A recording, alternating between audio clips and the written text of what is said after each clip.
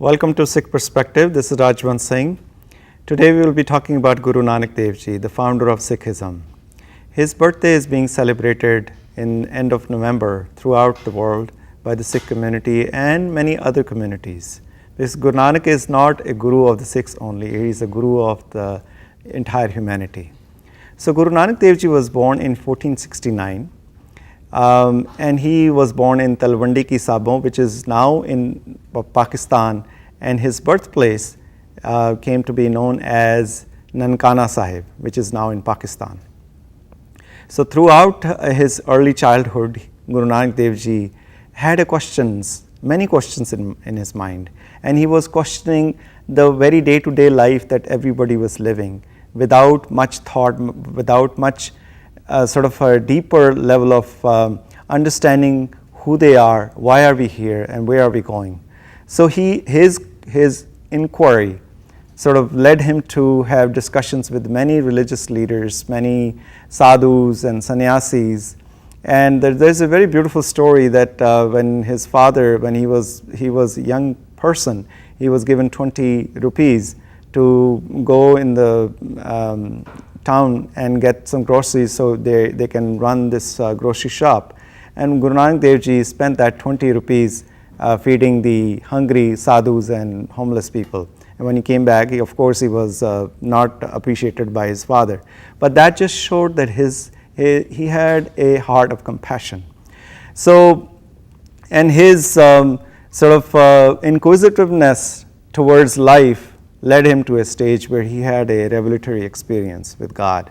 And he explains that I was a worthless minstrel, but God has given me this task to spread this message of love.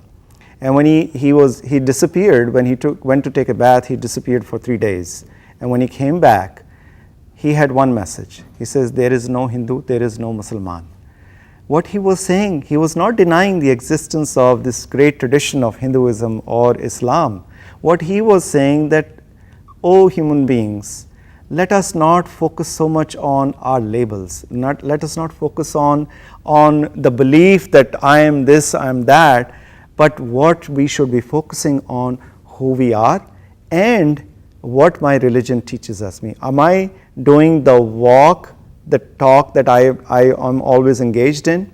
Am I walking the talk? So, he was again questioned similarly in Baghdad when he was traveling there, that who is superior? Is Hindus are superior or Muslims? He says, without good actions, no religion can claim to be superior.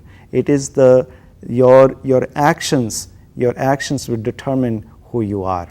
So, and his message was very clear, that connect with your deeper self, because he asks this question in the beginning of in the Sikh scriptures in Japji Sahib. Says, Kev satyara hoiye, kev kude tutte pal. He says, how can I become one with that truth, the true reality, the true essence which is everywhere? How can I connect and how can I become one with it, where I am not bothered and tormented by my own mind?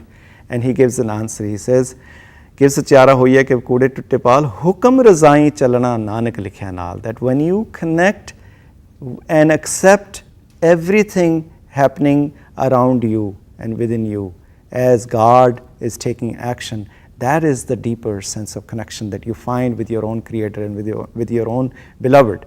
And in Japji Sahib, he gives us the instructions, how do you connect?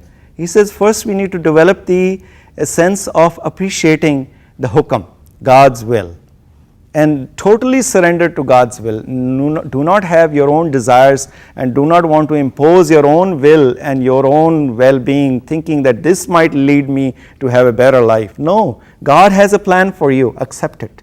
So first, understanding the hukam, then he says, sune, that listen to God. God is speaking within you, God is giving you a message. And then accepting God's presence everywhere, manne.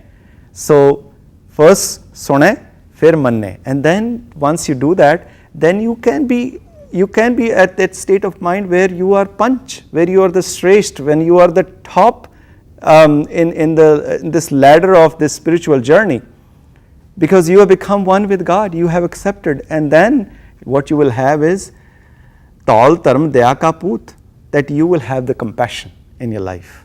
And you will be seeing everybody with the same light, with the same connection. And he said it very clearly that no society can be called healthy if there are people who are left behind. He says, Nicha andar neech jaat, neechu hu at neech, nanak tin ke sang saath, vadyan se kya rees. He said, I am with the lowly of the low in the society. I cannot deny the rights to anybody. If I want to be with one with God, God cannot let anybody suffer.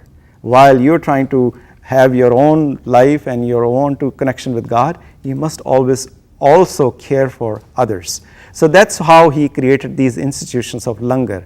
Why Sikh Gurdwaras have langar? Why they are feeding to homeless? Why are they feeding to anybody who comes to Gurdwara? This is the message of Guru Nanak, that everybody should be treated equally. Everybody should be fed, because bodily nourishment and spiritual nourishment should be provided by a religious place.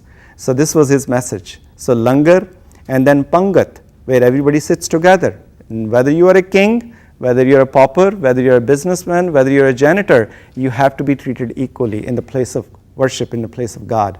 So these are the very same institutions which started by Guru Nanak Dev Ji, which is now still continue to be practiced by Sikhs all over the world. And then there was a sangat, that everybody is welcome. You cannot be denied a place of God because of your caste, color, or your religion. How can you deny the entry to any place on the basis of where you were born and how did you come to this planet? So Guru Nanak Dev Ji said the house of worship is open to all. And then he went a step further. He said, So kyo manda aakhi hai jit chame rajan. You deny the rights to women, and you say that you want to create a very healthy, very forward-looking society, and you want to create a society where children can get the right message to connect themselves with God, but you deny the same rights to women. So woman has to be treated equally, and that was a very forward-looking, very advanced message that Guru Nanak Dev Ji gave 500 years ago in the Indian subcontinent. So woman has to be given equal rights in the society. Woman has to be given that sense of responsibility that they can also contribute equally in building the right society and the right children and raising families. So this was a beautiful message by Guru Nanak Dev Ji. And then he also questioned that any political establishment cannot stay in power unless it treats every person, every minority, every human being with the equal rights and having the equal opportunity. And then, if you summarize Guru Nanak's message, and that can be summarized in the 3 golden rules which Sikhism propagates. First is Naam Japna.